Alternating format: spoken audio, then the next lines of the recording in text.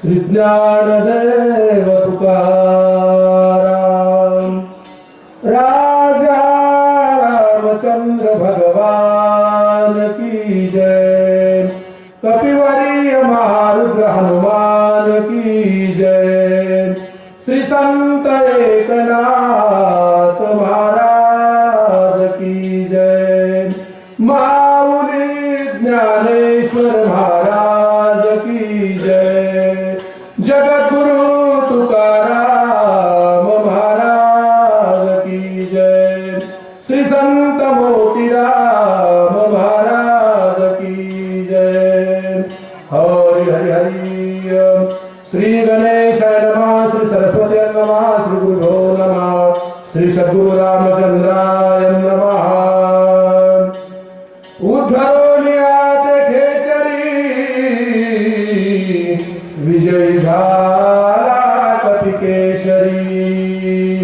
ये राहोली गगनांतरी मधुर स्वरी अनुवादे। भगवान प्रभु रामचंद्राचे चरण नमस्कार। ग्रामदेव श्री हनुमंतरायाचे चरण नमस्कार। उपस्थित सर्व ब्रज महात्मे तथा श्रोते जन्माबापांचे चरण नमस्कार। घरी झोपलेल्याला साष्टांग नमस्कार। मंडपात झोपणाऱ्याला घरी लोटांग वंदन चरण। विनोदाचा विषय बाजूला ठेवू। धन्य आजी दिन झाले संतांचे दर्शन। श्री क्षेत्र पुण्यभूमी आमचे महाराज म्हणायचे देगाव म्हणायचे नाही, देवगाव म्हणायचे। काय म्हणायचे? देवगाव।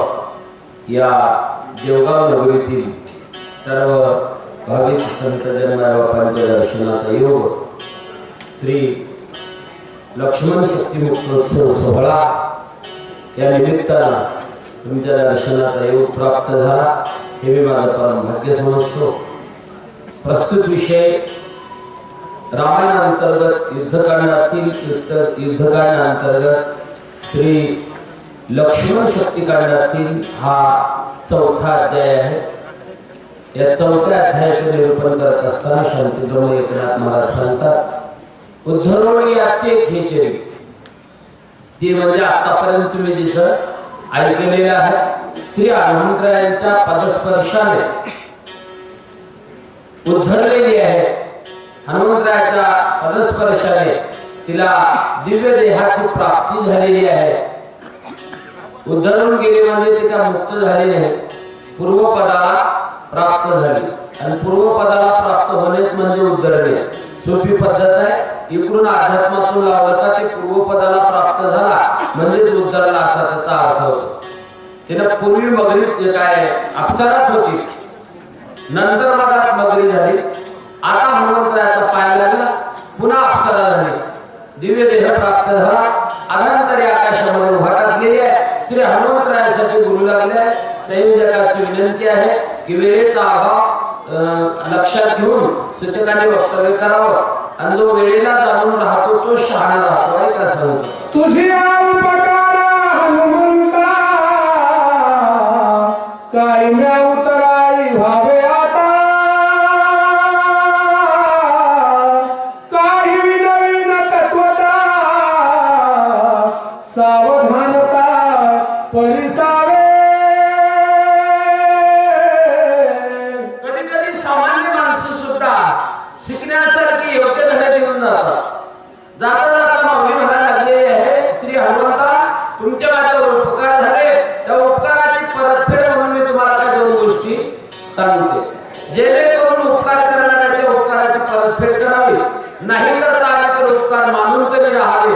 उपकार करणाऱ्यावर किमान अपकार तरी करू फेडता नाही आलं तर मानून राहावं, नाही मानता आलं तर किमान अपकार तरी करू नये। पण काय इतकं विचित्र झालं, एक मिनिटामध्ये माणसं त्याच्यावर बेमान व्हायला लागले। उपकार करणाऱ्याचे उपकार जाणत नाही, फेडायचं तर लांब राहिलं, मानत सुद्धा अवले लांब राहिले ते बाकी लोकांचे। मायबापांचे उपकार कोण मानायला तयार आहेत का नाही? पण तरी मानायला तयार नाही। तुम्ही माना नाही तर नाही माना, तुमच्यावर 3 लोकांचे उपकार आहेत। नंबर 1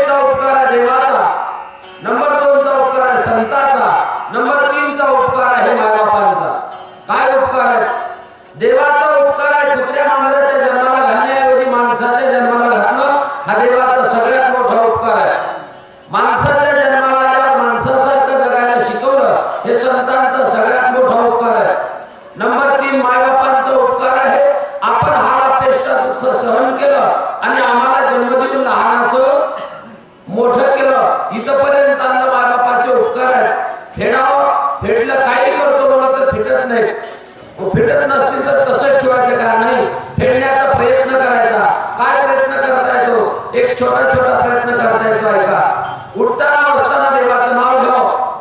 फिटणार नाही पण फेडल्यासारखं होईल, देवाचा उपकार फेडल्यासारखं होईल. कुणी टाळकरी माळकरी वारकरी साधू संत भेटला तर त्याची पूजा करावी, त्याला नमस्कार करावा, त्याचा आदर सत्कार करावा. फिटणार नाही पण फेडल्यासारखं होईल. बाबापाचे फेडायचं झालं तर काय करावं? उगं सोपं काम आहे. घरी राहत असले तरी नेऊन फराटाला ठेवावं. तसं नाही का? हनुमंतराया गेले तुमचे माझ्यावर उपकार आहे आणि त्या उपकाराची परतफेड म्हणून मी तुम्हाला दोन गोष्टी सांगते. थोडं लक्ष देऊन ऐका. म्हणू लागलेली आहे. तू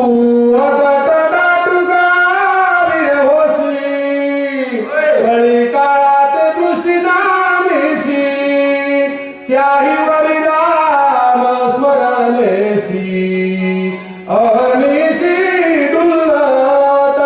या जगामध्ये नंबर 1 ला तुम्ही आडत टाटुके वीर आहात. आडत म्हणजे न लिहिणारा, टाटुंगामध्ये दुसऱ्याला भीती दाखवणारा. किती बलवान आहात म्हणलं तर येमावर सुद्धा तुमची सत्ता चालते. जगात काय आम्ही माता दिला पाय, हे तुमचं सामर्थ्य आहे. तरी सुद्धा मी तुम्हाला दोन गोष्टी उभं सावध करण्याकरता सांगते. थोडं लक्ष देऊ. ऐका. राम नाम स्मरणा पुढे विघ्न काहीसे बापुडे, आश्चर्य देखील वारे गोरे, ते तुझं पुढे सांगेन. तुम्ही रामाचं चिंतन करता, तुम्हाला विघ्नाची बाधा होण्याचा काही प्रश्न नाही. पण मी एक आश्चर्य बघितलं, त्याच्याबद्दल तुम्हाला सांगतो. देवाचं नाव घेणाऱ्याचे विघ्न टाळण्याची देवाची जबाबदारी आहे. मग फुकट आहे का त्याचं नाव घ्यायचं? नाव घ्यायचं फुकट आहे? नाही नाही नाही. आम्ही त्याचं नाव घेतल्यावर आमचे संकष्ट आमचे दुःख दूर करून आम्हाला राखण्याची, आम्हाला सांभाळण्याची जबाबदारी देवाची आहे. हे सगळे आमचे दिसायला तुमच्यासारखा मोठ्या माणसाला बोला तर अवघड होते. ते बारके फटाफट गेले ती दिसणार नाही. मला कसं आहे, समोर त्याला बोलल्यावर मला पुढे सांगायला, पुढच्या माणसाला बोलणार झालं तर मला पुढे सांग का हे थोडं जड जाते मला बोलायला. दादा तुम्ही ह्या गावची तर नव्ह, तुम्ही तर ओळखीच्या माझ्या ती आहे पलीकडल्या, तुमच्या पलीकडे दादा इथलेच आहेत का? तुम्ही आहो तुम्ही तेवढ्या लांब कशाला? हा ऐका ऐका, इकडे बघा इकडे बघा. तुम्हाला शेती आहे, घर आहे का? आहे. आता एक सांगा मला, तुम्हाला असलेली शेती, तुम्हाला असलेलं घर, तुमच्याकडे असलेली प्रॉपर्टी तुमची आहे का तुमच्या मंडळीच्या बापाची? कोणाची? काय तर मिळालं का त्यांच्याकडे? हा सांगा दादा, तुमची का बापाची? हा हा त्यांच्याकडे आहे का? मग तुम्ही फेल झाला. आता बाकी सगळ्यांचं ऐकून घ्या. शेती आपल्या बापाची, घर आपल्या बापाचं, प्रॉपर्टी आपल्या बापाची, सगळं काही आपल्या बापाचं. आणि घरला गेल्यावर बाप कुणाचा? नाही त्याचे एकट्याच नाही.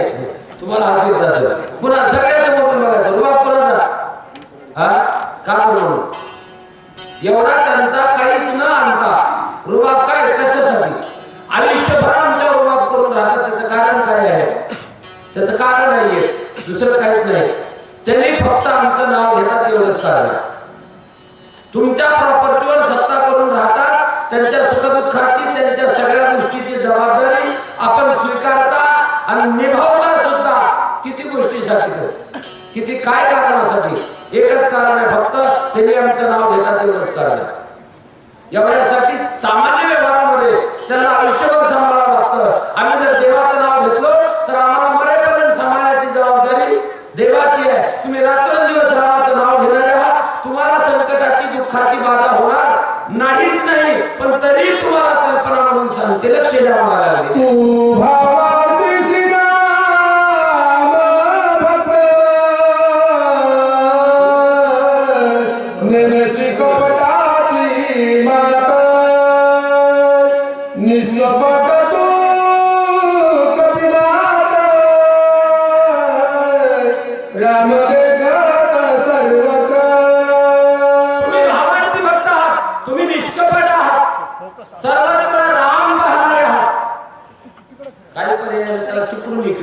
करत हे लई मोरावर ते गपचिप डोळे दाखवून पुढे सांगणाऱ्याला जमतो हे असं आम्ही करणार तुम्ही भावार्थी आहात कोणाला भावार्थी म्हणायचं प्रत्येक वस्तूमध्ये राम पाहणारे आहात तुम्ही भावार्थी आहात सज्जनाचं लक्ष ठेवा तुम्ही आतापर्यंत ऐकलं जे जे भेटेल भूत ते ते म्हणजे भगवंत सज्जनानं जगाकडे जग कसलं का आहे ना सज्जनानं जगाकडे पाहत असताना राम म्हणूनच पाहावं तर तो संत आहे जग चांगलं म्हणून पाहावं तर तो सज्जन आहे जगातले दोष पाहत असेल तर तो सज्जन आहे का नाही नाही त्यांचं काही आहे ना पण आपण पाहत असताना चांगलंच पाहिलं पाहिजे हे संतांचं लक्षण आहे मग ते जग कसलंही असो पण तुम्ही पाहता तर त्याच्यातला रामच पहा तुम्ही त्याचे कुटाने बघू नका कुटाने न पाहता त्याच्यातला राम पाहतो हे संतांचं लक्षण आहे त्याच्यामुळे तुम्हाला कळत नाही तुम्ही राम बघणारे हात मला ऐकावं लागलेली आहे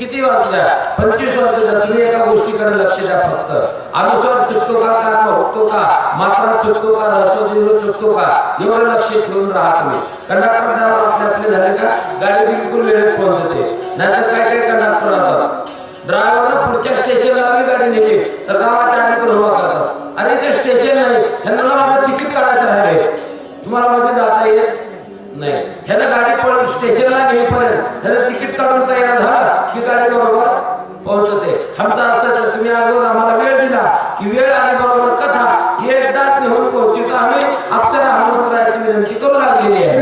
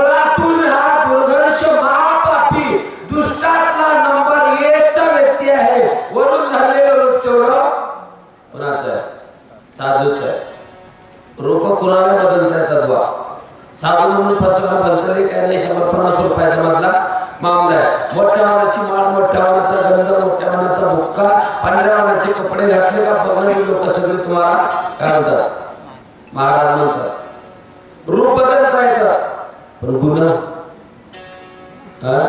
नाही ओरिजिनल महाराज राहून सुद्धा गुण बदलणं शक्य नाही मग झालेल्या तर ते गुण यायचं लय अवघड आहे आणि गुणात बदल झाला तर महाराज आहे रूपात बदल झाल्यानं नाही कपड्यात बदल झाल्यानं नाही आणि 1-2 दिवस तुम्ही चांगलेपणा सांभाळलं म्हणजे महाराज नाही महाराज त्या दिवशी म्हणतात त्या दिवशी या जगाचा निरोप घेईपर्यंत निष्कलंक राहिला तर महाराज आहे एकाही दिवसाला अगोदर कलंकित झाला तर महाराज नाही रूप वेगळं आणि गुण वेगळे एक प्रमाण आहे सुभाषितातलं सांगतो तुम्हाला संन्यासाचे सोंग धरिता ती चांग परिवैराग्याचे अंग आणता नाही कपडे भगवे घातले म्हणजे काय झालं का साधू झाला नाही रावणानं कसले घातले ते सीताने सगळं नेण्याच्या दिवशी कसले घातले ते भगवे घातले ते भगवे कपडे घातले त्याला थोडा काळ महाराज आली, नंतरच्या काळात गेली, पण भगवे कपडे घातलेल्याचा परिणाम झाला. कपडे जर भगवे घातले ना, त्या कपड्यात एक ताकद आहे. पुढे आलेल्या कोण्याही स्त्रीला असो, ते कपडे मायेत म्हणायला होतात. ते कपडे घालणारा कितीही दुष्ट असला तर समोरच्या स्त्रीला मायेत म्हणायला लावतात. त्याच्या भगव्या कपड्याची ताकद आहे. रावण सुद्धा सीतेच्या दारात भीक मागायला काय बोलला? सीते कोणाला देई माते शब्द आहे त्याचा. एवढा दुष्ट होता, कपडे भगवे घातलेल्याचा परिणाम झाला त्याच्यावर, त्याला मायेत म्हणावं लागलं. आणि जेव्हा सीतेला आपल्या हातात घेतलं आणि साधूपण असून रावण झाला, तेव्हा म्हणायला लागला माता म्हणायची येशी. महाराज वरून होणं थोडं लेखे अवघड नाही, पण महाराज होण्याकरता जे काही गुणात बदल करायचे ते गुण बदलणं लई अवघड आहे. आणि हे दिसण्याचा महाराज आहे, असण्याचा नाही. आणि असण्यात आणि दिसण्यातले फरक आहे. लोक असण्याला बघून भुलतात, काय दिसण्याला बघून भुलतात, असलेलं सोडून देतात. अलीकडच्या काळात तर लय पंचायत झाली. पाटील सांगतो तुम्हाला, ओरिजिनल गेले सांगलीला, डुप्लिकेट आले वरच्या खडाला. समाजात एक खोड झाली, ऐकणाऱ्यांचा दर्जा खाली आला. याच्यावर केसावर चालत ऐकणाऱ्याचा दर्जा खाली आला. आणि ऐकणाऱ्याचा दर्जा खाली आल्यामुळं फालतू लोकांची किंमत वरी गेली, ओरिजिनल लोकांची किंमत खाली गेली. आता अलीकडच्या जमान्यामध्ये लोकांना बरं ऐकायची सवय लागली, खरं ऐकायचं कुणी राहिलं. पण ऐकताना माणसांना असं ऐकावं जे ऐकल्यानं आपलं हित होईल, असं काहीतरी खरं ऐकावं. पण समाजाची कानाचे जीभ तर झाली, पण कानाचे चाबड झाले आणि बरं ऐकायची सवय लागली. तुम्हाला कळायचं नाही खरं बरं कशाला म्हणतात, हे इकडे त्याला कळत नाही, तिकडे त्याला कळतं. पण सुना असल्या तर माझ्या ताई तर थोडं लक्ष देऊन ऐका. सुना असणारे आपल्या पोराचं बरं व्हावं, आपल्या सुनाचं बरं व्हावं, आपल्या नातूपंतूचं बरं व्हावं, अंतकरणाच्या तळमळीनं तुमच्या सासूला वाटतं का शेजारच्या बाईला? कोणाला नकर जोरात म्हणा की पुतीला आली असली तर तिचं अंतकरण भरून येईल. कोणाला वाटतं? सासूला वाटतं. वा, पटलं तुमचं. आता आणखीन एकदा सांगा, तुमच्या बऱ्या होण्याची तळमळ अंतकरणापासून सासूची आहे. ऐकताना तुम्हाला सासूचं ऐका वाटते का शेजारणीचं? कुणाचं? शेजारणीचं. का बरं? जिला तुमचं बरं झालेलं बरंच वाटत नाही, तरी पण तुम्हाला तिचं ऐकू वाटतंय. काय कारण आहे? एकच कारण आहे, शेजारी बोलते ती बोलणं बरं आहे आणि सासू बोलते ते खरं आहे. आणि खरं म्हणलं की लोकांना करू लागते. अलीकडे खरं ऐकायचं कुणी राहिलं नाही. बाई खरं सांगायला हनुमंतराय काय म्हणते नाही. विश्वास करी चित्रण करी लक्षणाचे शिक्षणाची मिराशी बहुमायसी सुंदर बालुका कपिल लोका मारावा सिंतरलो आई सापन करून आला.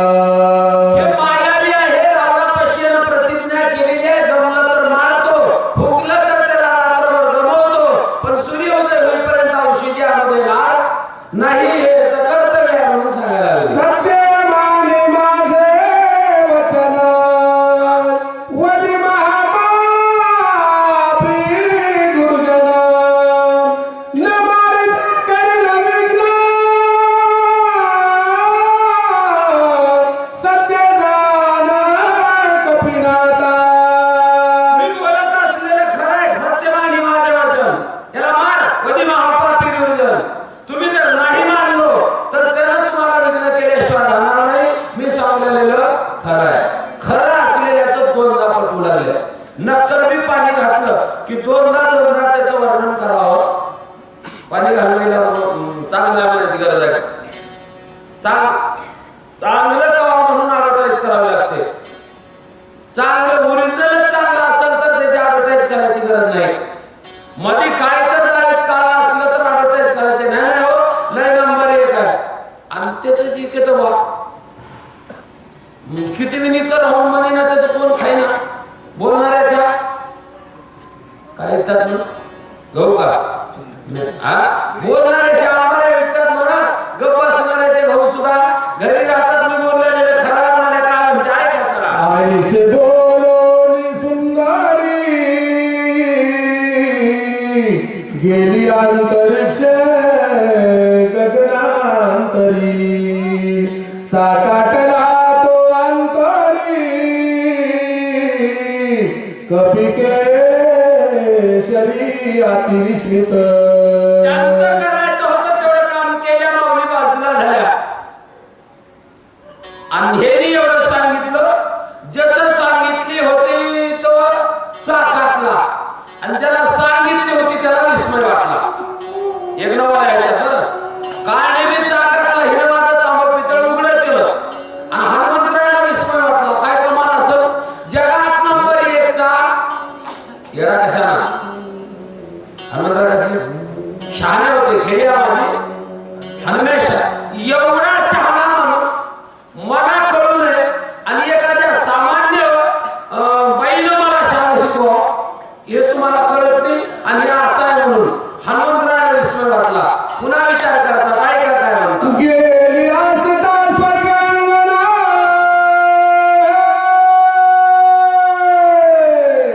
आश्चर्य वर्तले कपिलंगना विचारा रहिला निज मना दुष्ट हलना लागोनी. एवढं तिचं काम तिने केलं बाजूला झाले. लावालावी करणारे माणसं जास्त वेळ थांबतात. ते भांडण करायला दिसतो थांबत नाही. त्याला हुडका लागते पुन्हा मी कॉमला तू कॉमला म्हणून दिसतो. लावाला तिथं थांबत नसतात. तिने आपलं काम केलं. 2 महाराजात लावलं. अप्सरा आपल्या जागेला निघून गेली. हनुमंतरायाने विचार केले हिच्या म्हणण्यावर ऐकून मी महाराज मारू ऐकावं कुणाचं तरी ऐकावं कुणाचं तरी ऐकू नये ऐकायचे त्याच ऐकावं. मग पारवरात भेटलेल्या बाईचं ऐकावं आणि महाराज मारावं. कुणाचं तरी ऐकू नये त्याच्यात त्याच तर ऐकूच नाही. काय मी पदार्थ नाही एक ओवी आहे माझ्याकडे म्हणून सांगतो तुम्हाला. काय करायचं तर आपल्या दिमागानं करावं. नाही कळालं तर गुरुला विचारावं. लोकांचं ऐकू नये बायाचं तर ऐकायचं भांगडतच पण नाही. इथल्या म्हणणं गेल्यावर त्यांचं सांगायला तिथल्या आहे नाहीतर तुम्ही म्हणता कुठला आहे म्हणून तुमचं ऐकायला होतं थांबा थोडं. आत्मबुद्धी हितार्थ गुरुबुद्धी विशेषता परबुद्धी विनाशाय स्त्रीबुद्धी प्रलयबहा. त्यांचं ऐकायचं नाही असं नाही त्यांचं बी ऐकायचं पण त्यांच्या म्हणण्यावर निर्णय घ्यायचा नाही. त्यांचं ऐकून सल्ला घ्यायचा. कळते का भाषा माझी? पुरुष मंडळाने त्यांचं ऐकायचं त्यांना विचारायचं आणि त्यांचं सांगणं म्हणजे निर्णय नाही त्यांचं सांगणं म्हणजे सल्ला समजायचं आणि त्याच्यावर आपण विचार करायचं आणि विचार करून आपण निर्णय घ्यायचं. हनुमंतरायाने विचार आधरीला निज मना तिचं ऐकून घेतलं सल्ला आणि निर्णय आपल्या मनावर काय लागतात ऐका. चला सभाळ स्मरणी गुणाता राक्षस दुष्ट अवलोकिता समूळ उडाली कपटता श्रीरामदूता चेली भेले.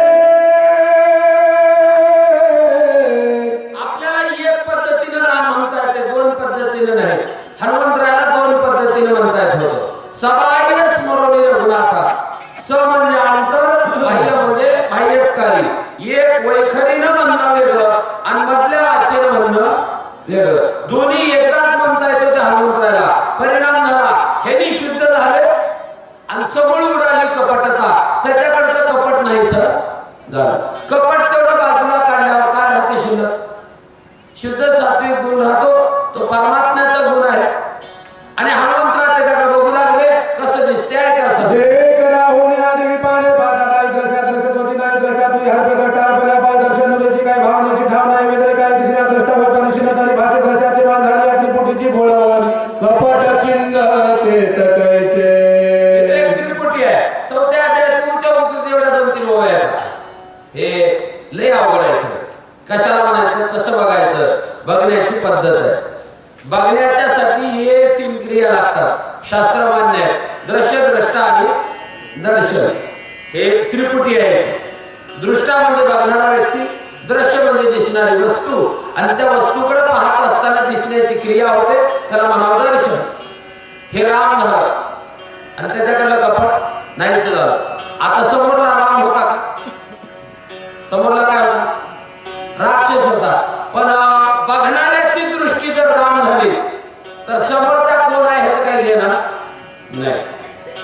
निरात राहते का कधी असली तर लक्ष करून बघा. यात्रेमध्ये पोरं 2-4 रुपयाला चष्मे घेतात. कुणी काळा, कुणी लाल, कुणी हिरवा, कुणी पिवळा, कुणी निळा चष्मे लावतात. ज्या पोराचा चष्मा घेऊन तुम्ही डोळ्यावर घालाल तसलं जग दिसतं. चष्मा निळा असला तर निळ दिसेल, हिरवा असला तर हिरवा दिसेल, लाल असला तर लाल दिसेल, काळा असला तर काळा दिसेल. जग कसला? जग कसला? जग आहे तसलंच आहे. जग आहे तसलंच आहे, पण दिसायला कसं? तुमची नजर जशी आहे तसं दिसायला. मग हनुमंतरायाची नजर राम झाली, जगात काय दिसणार आहे? राम दिसणार आहे. साधूचं लक्षण आहे, जगाकडे समान पाहतात, त्याला साधू म्हणतात, त्याला संत म्हणतात. आमच्याकडे पाहण्यामध्ये समानता नाही, विषमता आहे. थोडं त्यांचा समाज लांब गेला आपल्यापासून. त्याला विचारलं की पटपट कळते. 2 पोरं असलेली माय आहे का कुणी? 2 पोरं, 3 पोरं, 4 पोरं असलेली कुणी माय आहे का? असली तर मी हा म्हणा गेलो तर मी मला सांगा. मी तुम्हाला एक गोष्ट विचारतो, 4वी पोराची माया सारखीची त्या का धाकट्याची लई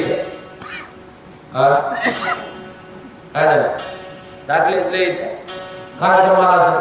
पोरं त्यांचीच आहेत, मुलं त्यांचीच आहेत, पण माया पाहत असताना सारखं पाहत नाही. ह्यांच्यात लई अवघड गोष्ट आहे. आणखीन एक बार सांगतो तुम्हाला. पहिल्याच्या सांगण्यामध्ये थोडं त्यांना वाटलं थोडं, आता सांगतो थोडं लक्ष देऊन ऐका. कुणी सासू असलेली माय आहे थोडं मला उत्तर द्यायचे वापस. ऐका. तुमच्या राहण्याची, तुमच्या खाण्याची, तुमच्या कपड्याची, तुमच्या धुण्याची, सगळ्या गोष्टीची व्यवस्था सोय लावून दररोज दररोज दररोज तुमची सून देते का लेक देते? बोल. सून देते. नकर द्वारात म्हणा की पुतीला आली असली तर मर्देश्वर सेवा करते. नकर द्वारात म्हणा कोण करते? तुमच्या रोजच्या सगळ्या गोष्टीची दैनंदिन सोय, दैनंदिन सेवा सून करते का लेक? सून करते. वा. आता सांगा मला आणखीन एकदा, मग तुम्हाला माया येताना सुनाची लई येते का लेकीची? माया कोणाची? लेकीची. आणि काम कोण करावं? सुनानं. उद्यापासून कुणी भाग घेऊन जायला का? तुमच्या बघण्यात दुजेपण आहे. तुम्ही सामान्य जीव आहात. ज्यांच्या बघण्यात एक पण आहे ते लक्षण संताचं आहे. हनुमंतराय जगाकडे पाहत असताना राम म्हणून बघू लागले. काळनिमित सुद्धा राम दिसला. हे जर कळायचं झालं तर काय करावं लागते? या पदावरून खाली उतरावं लागते. कसं उतरवतात? काय कसं? एका श्रीराम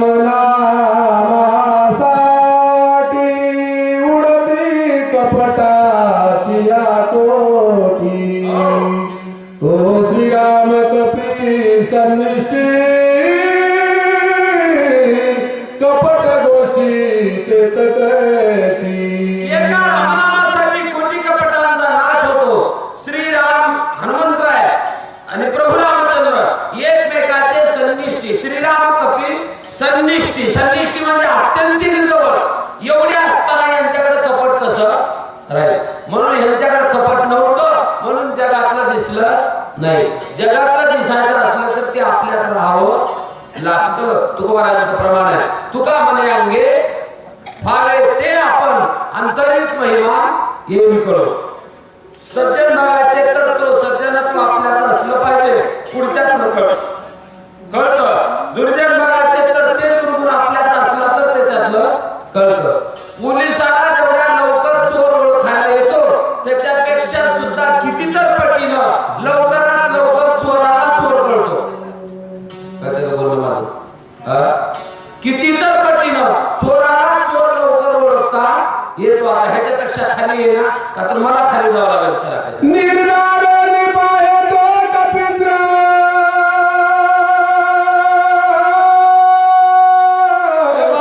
से राक्षस भ्यासुर,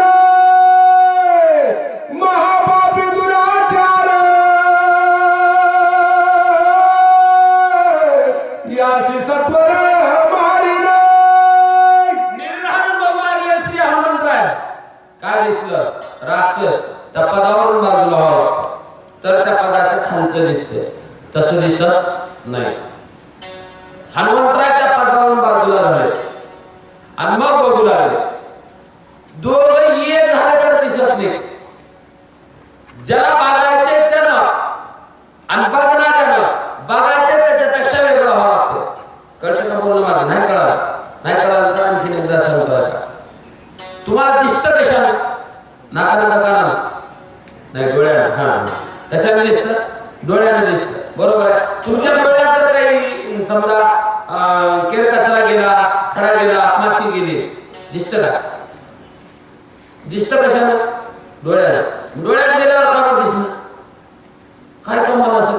एक रीता जगातली सांगतो तुम्हाला, लोकांच्या डोळ्यातलं काय खुसळ दिसतं म्हणून. लोकांच्या डोळ्यात आपल्याला दिसणं हा लय कलाय. ज्याला बघायचं त्याच्यापेक्षा दूर असलं तर तुम्हाला ते बघता येतं. लोकांच्या डोळ्यापेक्षा तुम्ही वेगळे राहता म्हणून लोकांच्या डोळ्यातून दिसतं. आपल्या डोळ्यात गेल्यावर आपण ते वस्तू आणि आपण एक होतो, मग दिसत मग काय करावं लागते? त्या देखणेपणावर काढावं लागते. डोळे बाजूला करावं लागतं त्या वस्तूपेक्षा, तर मग दिसतं. हनुमंतराय त्या वस्तूपेक्षा वेगळे झाले आणि निर्धारून बघितलं, भयानक असा राक्षस दिसू लागलेला आहे. पुरुषार्थ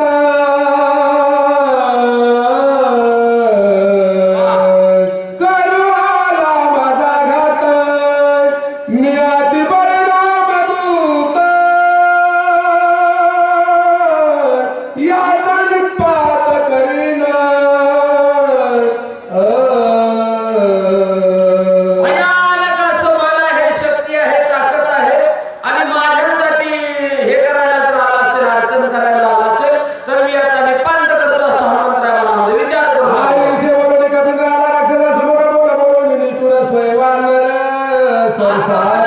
हनुमंतराय त्या राक्षसाच्या समोर आले आणि बोलण्याची भाषा बदलली. अरे पापिया निशाचरा,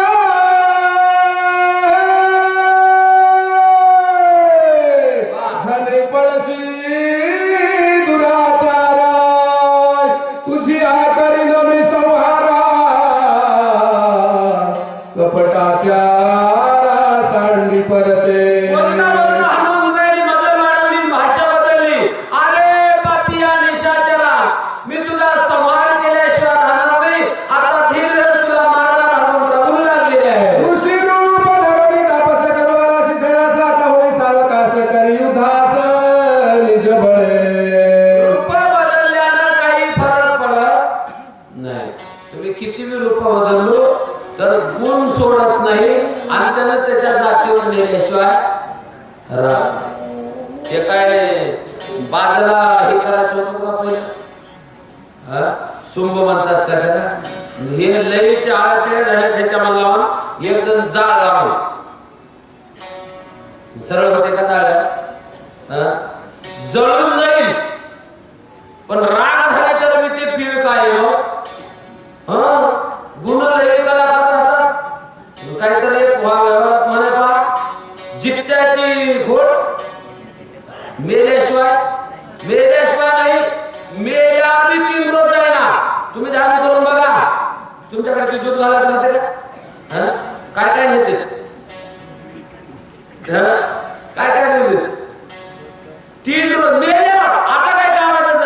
जन्मभर त्यानं तेच करण्यासाठी घर उठिलं, लेकराबाळाच्या जिंदग्या खराब केल्या, दुसऱ्याच्या लेकराचं वाटलं केलं, एवढं सगळं केलं तरी मी पण कुठं तिसऱ्या दिवशी मी त्याच्या जन्माची खोड आहे तेवढं तिथे नेऊन होता.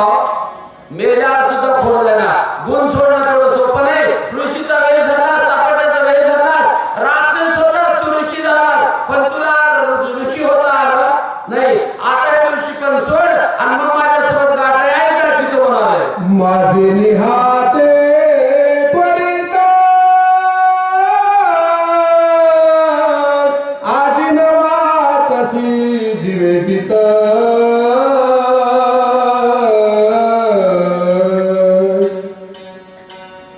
माझे निहाते परित आजी नवाची जीवे जित, असे जाणून निषिद्ध करी पुरुषार्थ निज बळे. आज तू माझ्या हाताने वाचणार नाही असा निश्चय कर आणि मग तुझा असं तेवढा प्रयत्न लाव की तुला मारणार म्हणाले. ऐसे बोलता मारुती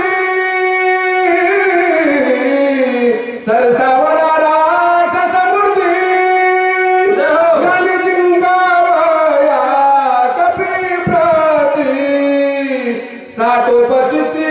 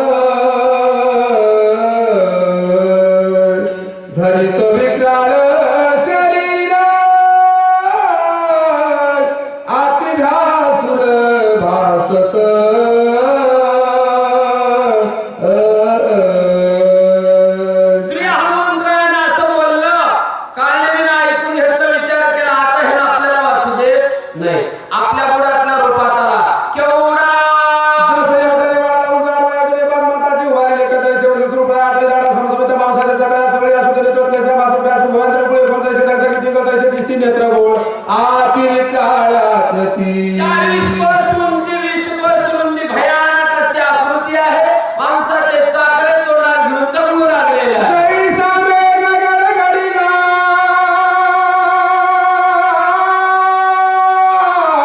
कैसा निशाचर गर्जिनला कोणी घेऊन धाविनला हनुमान दृष्टी लक्षणी रसिका उकाळी काळामध्ये ढगाने गर्जना करावी अशा पद्धतीचा आवाज करला.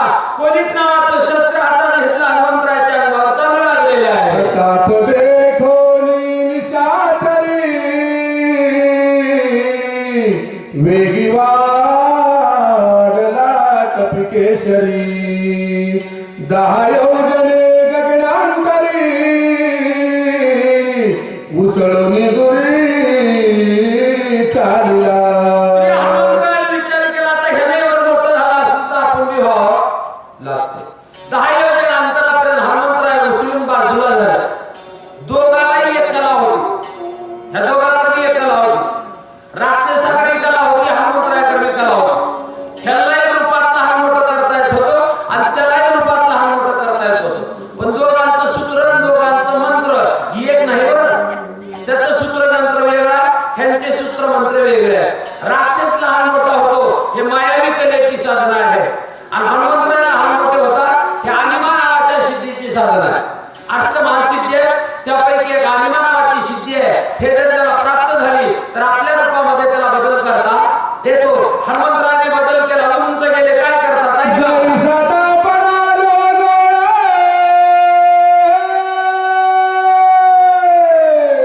तैसा परतला डोळांगुळ, सवेग चालिला सबळ,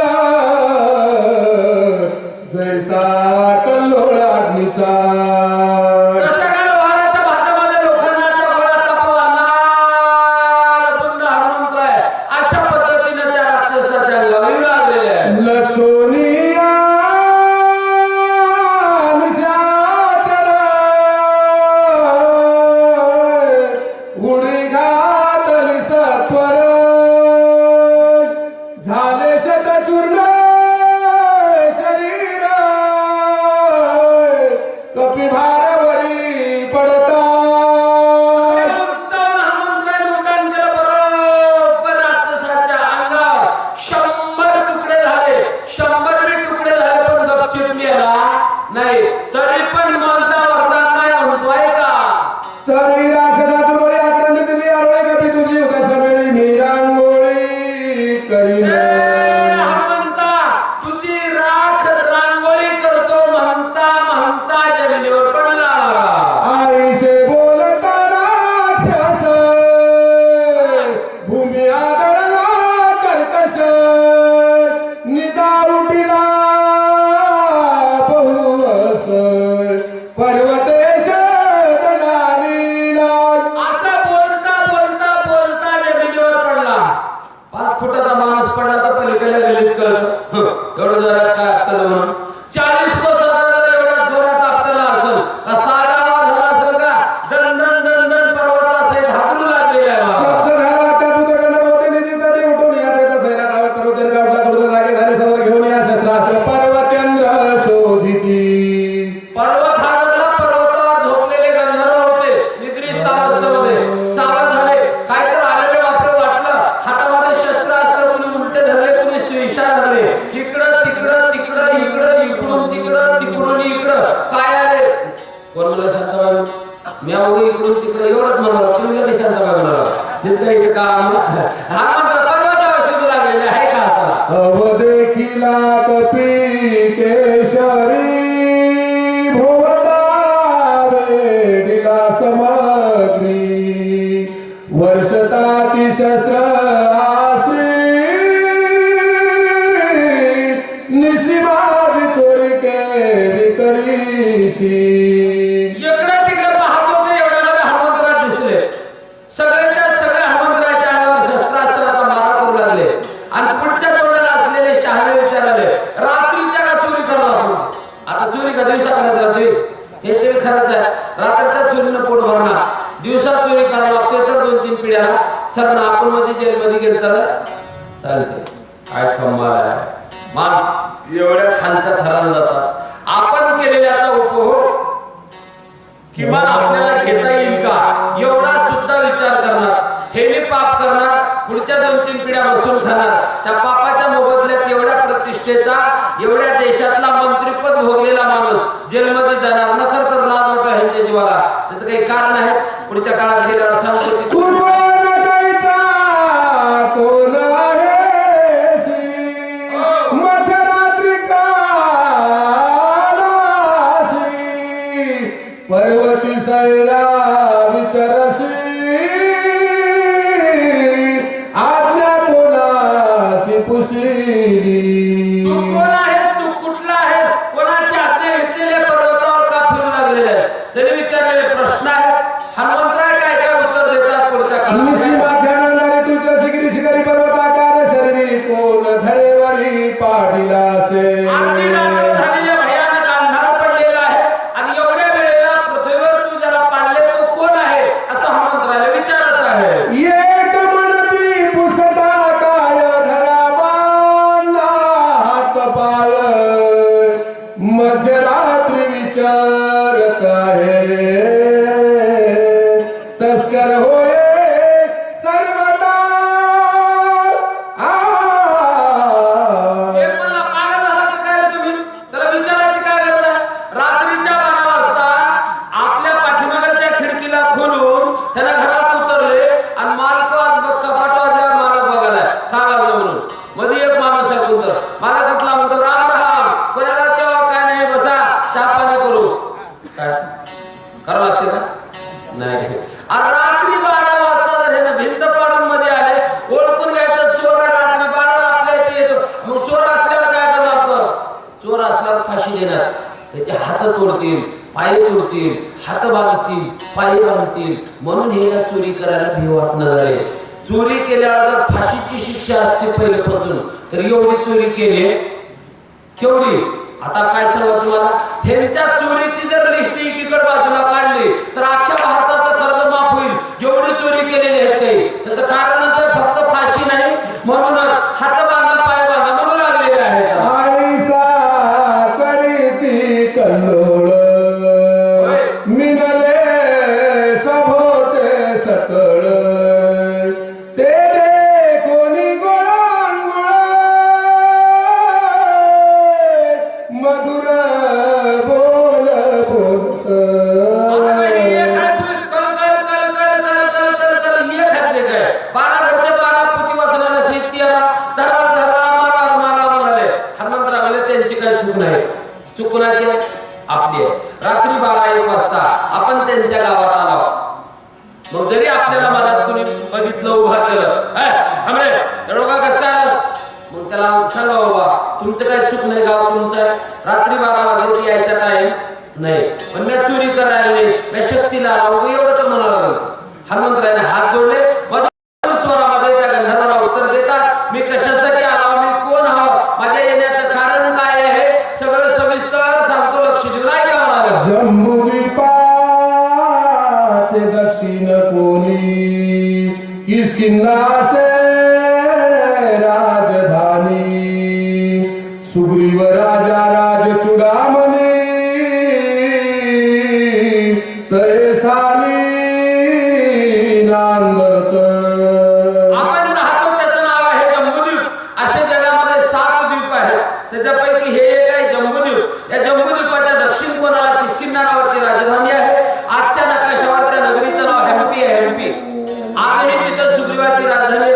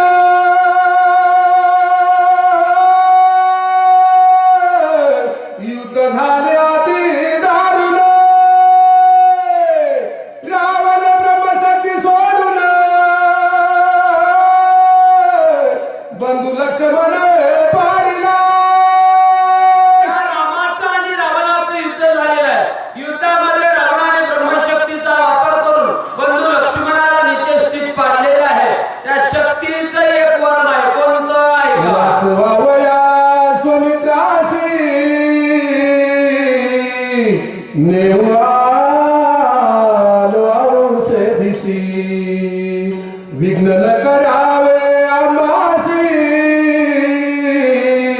नमन तुम्हासी मी करीतो. लक्ष्मणाला वाचवण्याकरता औषधी देण्यासाठी मी आलेला तुमचा हात जोडतो, पाया पडतो. मला औषधी घेऊन जाऊ द्या, मी माझ्या मालकाचं काम करायला आलो.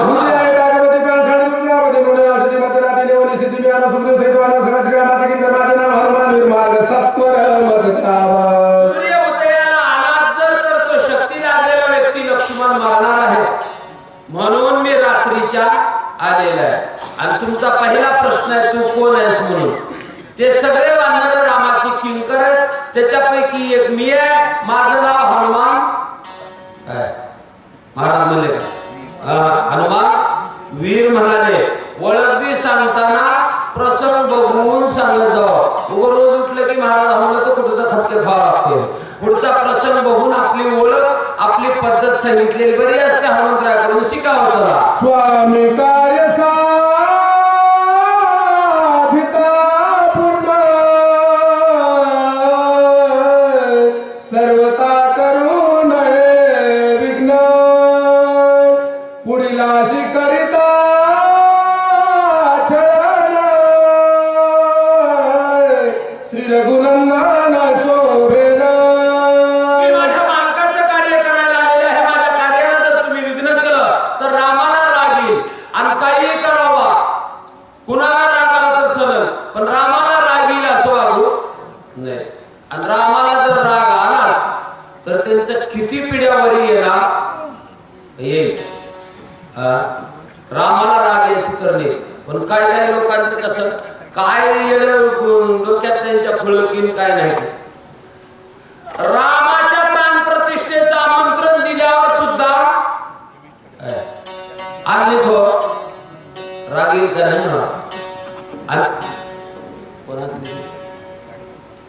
आणि त्याला जर राग आला तर त्यांचं ह्याचे किती बी बरोबर येणार नाही. म्हणून तर इकडून तिकडे तिकडून इकडे आईशे बोलता कपिकेशरी गंधर्व सरसावले भारी केवडी राम सुग्रीवाची थोरी औषधी रात्री नेवाला एकदा मला तुम्ही ऐकलं का रे? म्हणले हो. पागल झाला का मला त्याचं ऐकून घ्या. म्हणले काय झालं? औषधी तुमच्या पर्वतावर नाही रे, आणि मोठेपणा सुग्रीवाचा, मोठेपणा रामाचा सांगणार आहे. हे शहाणपणा झाला का? तुमच्या औषधी द्यायला तुम्हाला थोडा तर मोठेपणा द्यावा तर तुम्ही औषधी देता. होय, तुमचं काही नाही झालं तर तुम्हाला थोडा तर मोठेपणा द्यावा लागेल तरच तुम्ही देता. तुमची नाराजगी करून माझा मोठेपणा सांगितल्यावर देता का? तुम्हाला कळत नाही असं, तुम्हाला कळायचं सांगता. एके दिवशी असं कार्यक्रमावर येता येता वाटत सासरवाडी उगच्या उगं कशाला रस्ता ओलांडून जावा म्हणून थोडीशी वाट वाकडी केलो आणि गेलो. दुपारी 2:30-3 वाजलेले होते. दिवसाचा कार्यक्रम गेलो सासरवाडी. सासूबाई एकटाच होत्या घरी, बाकीचे सगळे कुठं कुठं कामाला गेले होते. बघितलं बाबा आज कसं काय म्हणजे फोन नाही बिन नाही काहीच नाही. आणि पटकन ओरडून उभा टाकला. बरं काय हरकत नाही म्हणले, या पाणी वा पाणी घ्या, चहा करते बसा म्हणल्या. चहा करताना काय ते दोन गोष्टी बोला. चल तुम्हाला तेवढी काही चहाची हे नाही, पिऊन पिऊन कंठाळा झाला. आणि म्हणजे आज कसं होते माझ्या घरला येऊन चहा पिऊन जाऊ मग सासू झाली का हत्या का जावं झाला म्हणजे काय हरकत नाही म्हणजे जा करायच्या म्हणलं. तिच्याकडे गाय बाय 15 म्हशी 2-4 गाई हे भरपूर दूध 5-6 लिटर रोज राहत. त्या सासूबाई आणि चहा करण्याकरता ते दुधाला असं कालवड केल्या आणि वतायला निघाल्या. दूध पडलं नाही, सगळ्याच्या सगळं भटकुनी आघात पडलं. काय झालं असं नाचलं होतं ते नाचलेलं बघितलं ते दूध हाण घ्यायच्या कपाळा कधी नाही जावं यायला आणि दूध नाचायला गाठ पडली. कुणी महाराजांना असता तर डिकशन केले असते. जावा मिळाल्यावर गोल्डन करावं लागते, पर्याय नाही म्हणले. आता काय करावं लागेल? तांब्या घेतली निघाले झाले कुठं चालवा दूध नाचले म्हणजे तुमचं नशीब फुटकं. चांगली गोष्ट आहे. वापरू द्या चहा आज कशा चहा प्लेस कसं होते तांब्या घेतली आणि तांब्या घेऊन निघाली शेजारल्या घरी. शेजारल्या घराला गेला म्हातारी कुठेतरी वाढ लागले म्हणून मी गेला पाठीमाग गेल्यावर त्या घरच्या बाहेर जाऊन म्हणाल्या त्या घरच्या हे बघ बघू आमच्या घरचं दूध कधी तुटत नाही, आम्हाला लोकांच्या इथलं पटत नाही. त्याच्यात तुझ्या इथलं दूध म्हणजे निव्वळ फळक पाणीच राहते. पण जावई आलाय म्हणून आलो, एवढा तांब्यावर दे म्हणाले. काय दी त्या का म्हणाला मी हानील का धरून? मग काय म्हणावं लागते? हे बघ, गावात दूध नाहीत का? बक्कळ दूध आहेत गावात प्रत्येकाच्या घरी, पण तुझ्या इथल्यासारखं गावात कुठंच मिळणार म्हणाला. तर मग तांब्याच्या नावचं फ्रिजकी भरून देईल, पण तिचीच नालस्ती करून तिच्याकडे देईल का? औषधी आमच्या आणि मोठेपणा नामाचा वारेशा नावले तुम्ही. सकळ सैन्य संसारामध्ये मारामाया सिद्ध झाले. कदा कधी तिकड भारी वशी लागले. सहकार्याचे उपास धावत सेना होत नंतर वाढला गावाला करते खरा पुरुषार्थ केंद्र बनले. 14 अस्त्र एकला कपिंद्र कृताचे लातूर कर समाज केला. रूपवाडला रूपे खरकाचे संपूर्ण भयानक विशेष चिन्ह. कपिंद्र जात खोळा एक गोष्टी खाते मारले. का तळे रंगले उरले ते मुसीबातीने मग आपले खरकाचे 41 सत्र मारले. 14 अस्त्र केले. रामनामी भूकाळ विजयी कपिंद्र स्वय झाला.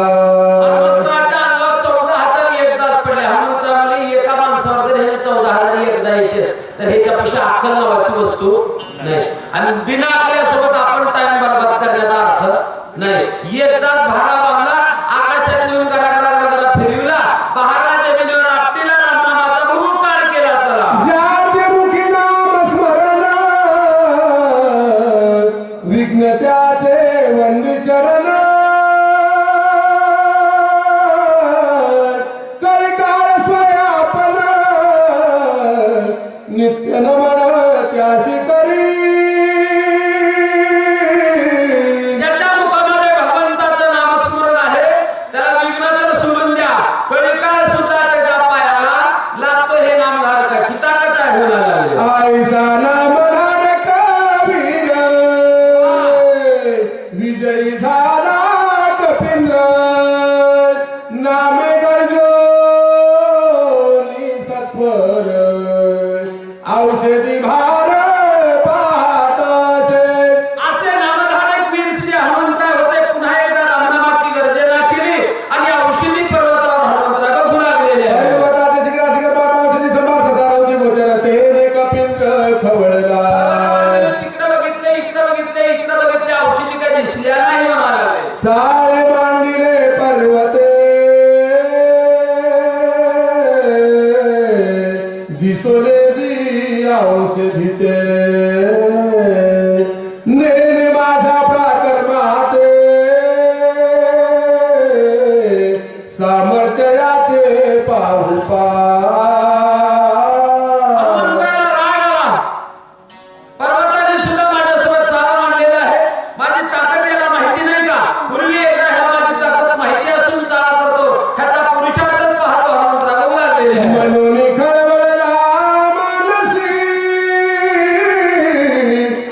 औषधी देखील पसिबेसी धावून गेला त्या पाशी. तव पुरेशी देखील हनुमंतरायाला बघू लागले. तेवढ्यात औषधी पश्चिमेला दिसल्या. तिकडे पश्चिमेला गेले, हातात धरले, नुसतंच काय लागलं, पूर्वेला बघितले, इकडे दिसले आहे का? उत्तर दक्षिण समस्त अवघा पर्वत लखलखित. वान विस्मित झाला देता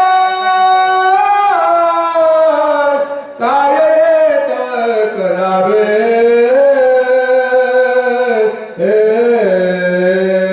उत्तर दक्षिण समस्त अवघा पर्वत लखलखित.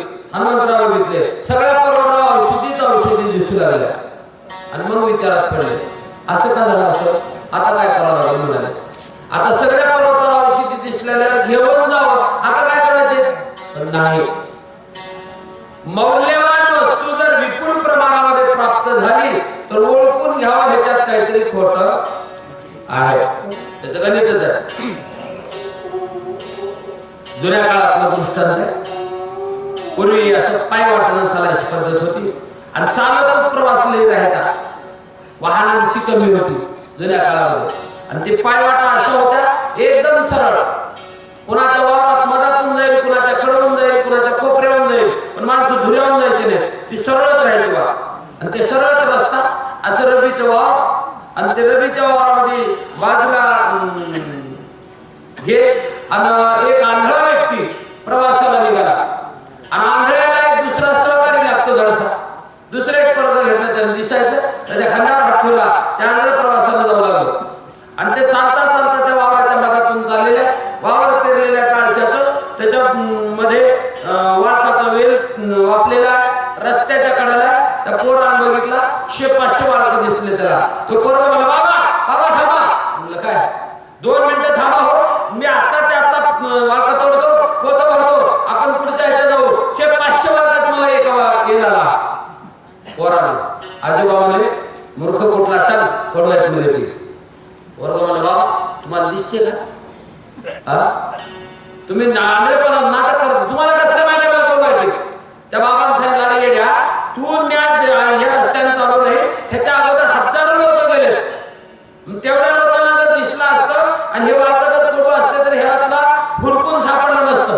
मग कसले कडवे नको त्या एवढ्या सोप्या जागेवर चांगली वस्तू जर विपुल प्रमाणात मिळत असली तर ती वस्तू खोटी आहे समजून घ्यायचं. माणूस मरणालेला उठण्याच्या औषधी आहे मेलेला उठत नाही. बरं मेलेला औषधानं उठत नाही. मेलेला उठवायला एकतर देव लागतो नाहीतर संत लागतात. औषधानं मेलेला उठत नाही. आणि मेलेला औषधानं उठला असता तर डॉक्टरांची किंमत देवाच्या पलीकडे गेली असती. मेलेला उठत नाही.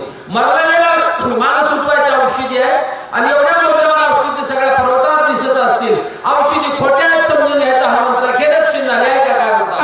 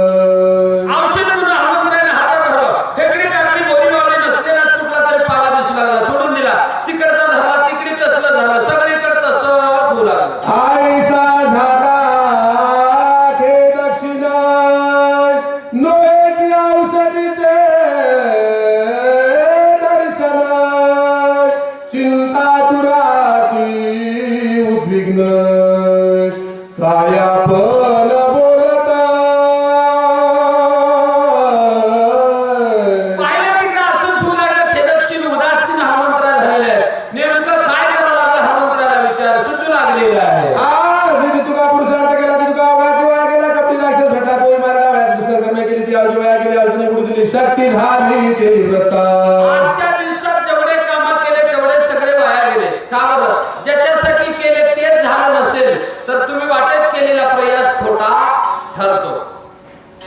साध्य जर प्राप्त झालं नाही तर साधनासाठी केलेला प्रयत्न हे दुःखाचं कारण ठरतो. हनुमंतराव विचार करू लागले.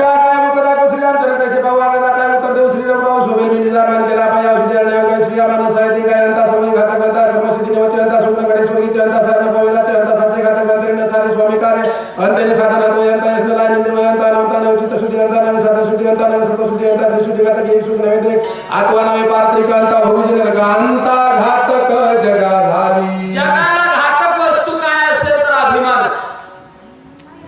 आणि तुम्ही कितीही पाप केलं असलं तरी सुद्धा देव त्याला जवळ करतो.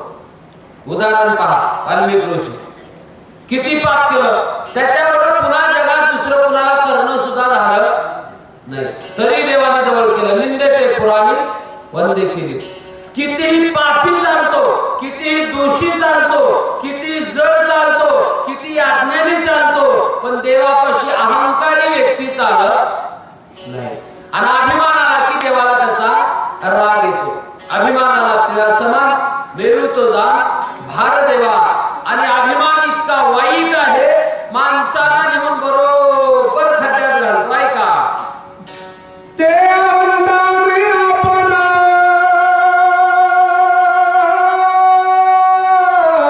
श्रीरामा समुख केली जाणे तेल नागविलो